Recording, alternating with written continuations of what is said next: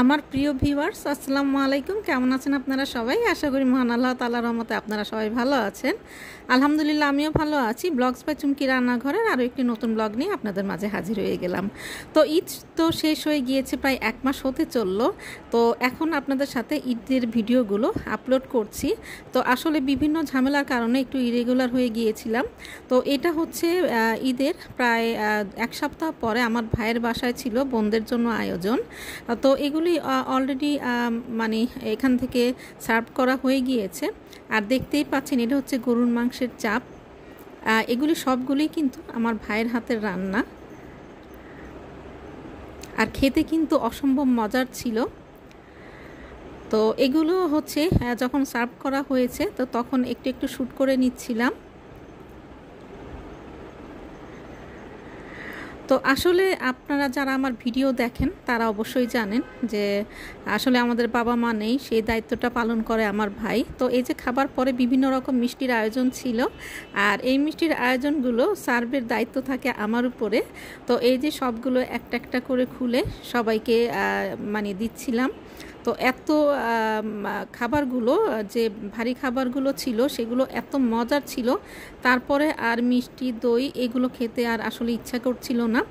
তো তবে মানে আমাদের দেশের একটা নিয়ম হচ্ছে যে রান্না করার সময় বেশি করে রান্না করবে আর মেয়ের বাসায় যাওয়ার সময় হাঁড়ি ভরে নিয়ে যাবে। তো এই যে ভাইয়ের গাড়ি করে যাচ্ছি আর এই যে হাঁড়ি ভরে নিয়ে যাচ্ছি বাসায়। তো এখানে কিন্তু আমার যে ঈদের জার্নিটা ছিল সেটাই কিন্তু মোটামুটি শেষ। তো এখানে কিছু মেডিসিন নেওয়ার জন্য দাঁড়িয়েছিলাম। তো এখান থেকে কিছু মেডিসিন নিয়ে নিলাম। নেওয়ার পরে এখন বাসার উদ্দেশ্যে মানে রওনা দিয়ে দিব। মানে বলে না যে একটু মানে রেস্টে ছিলাম। তো অলরেডি রেস্টের দিন শেষ হয়ে গিয়েছে, কারণ এখন কিন্তু কলেজ ভার্সিটি সবই খুলে যাবে। খুলে যাওয়ার পরে আবার যে ব্যস্তময় দিন সেটাই শুরু হয়ে যাবে। তবে পিছনে পড়ে থাকে এই স্মৃতিগুলো।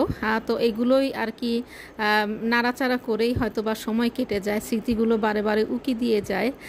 তো কিছু করার নেই, অলরেডি 2টা ঈদ পার করে ফেলেছি আমাদের আপনজনদেরকে ছাড়া। তো যখন মনে হয় তখন আর কিছুই ভালো লাগে না। আসলে এবারের ঈদ দুটো কিন্তু একেবারেই সাদামাটাভাবে চলে গিয়েছে।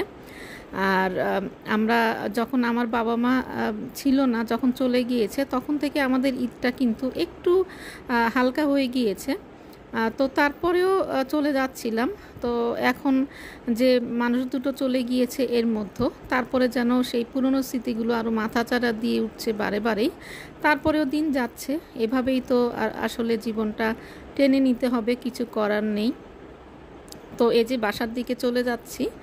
আর নেক্সটে আসলে আর কোথাও যাওয়া বা মানে কোনোখানে বেড়ানোর আর কোনো অপশন নেই, কারণ অলরেডি খুব ব্যস্ততার মতো কাটবে। আর এই যে কাচ্চি বিরিয়ানি দেখতে পেলেন, এটা আজকে মানে নামিয়েছে। এটা হচ্ছে শুক্রবারের ভিডিও। তো আপনাদের ভাই শুক্রবার দিন উঠেই পরোটা বানাচ্ছে। তো বানাতে পারে না, গোল হয় না নাকি। তো আমাকে বললো তুমি বানিয়ে দাও আর আমি সেকে নেই। তো তেলের পরিমাণ এতটাই হয়েছে, তো দেখতেই পাচ্ছেন তেল।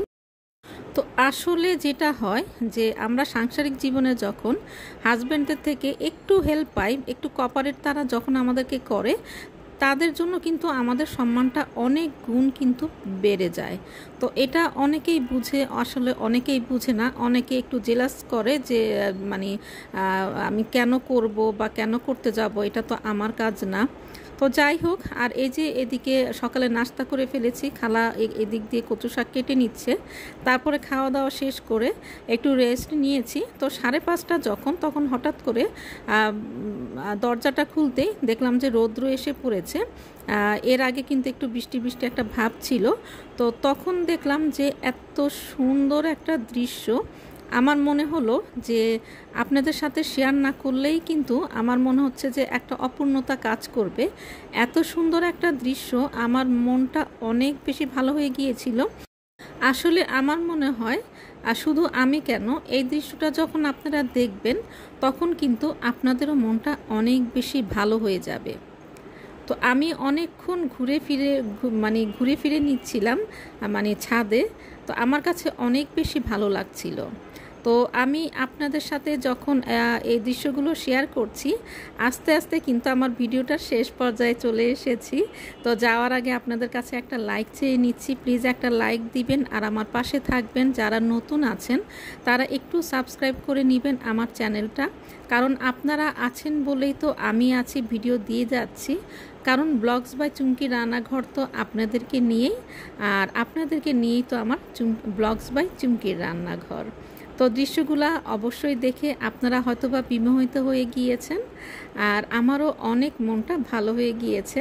তো আমি এখন থেকে চেষ্টা করব রেগুলার ভিডিওগুলো দিতে, অনেক বেশি ইরেগুলার হয়ে গিয়েছি। তো আপনাদের জন্য অনেক দোয়া রইল, সবাই আমাদের জন্য দোয়া করবেন। আর এই যে দেখেন একবারে শেষ বেলার যে সূর্যের উকি বলে কথা, সেটাই তো। তারপরে এই দৃশ্যগুলো উপভোগ করে আপনাদের সাথে শেয়ার করে এই যে আমি নিচে নেমে যাচ্ছি। সবাই ভালো থাকবেন, সুস্থ থাকবেন, আল্লাহ হাফেজ।